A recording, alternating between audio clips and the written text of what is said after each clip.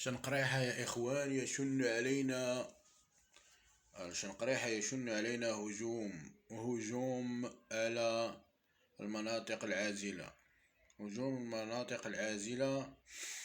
والجيش المغربي يتحرك إلى الجنوب تحسبا لأي رد فعل من طرف شنقريحة البواب ومن طرف مجموعة الإرهابيين الذين هجموا على المحبس بسبب احتفال المغاربة بالمسيرة الخضراء.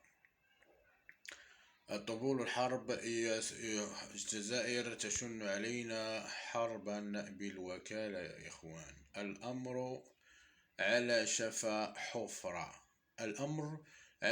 حفرة يا إخوان.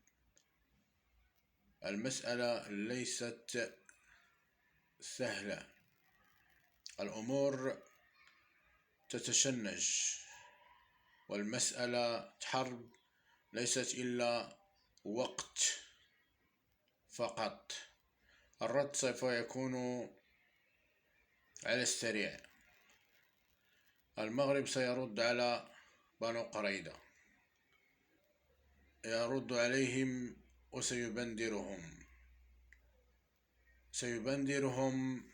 تبنديرا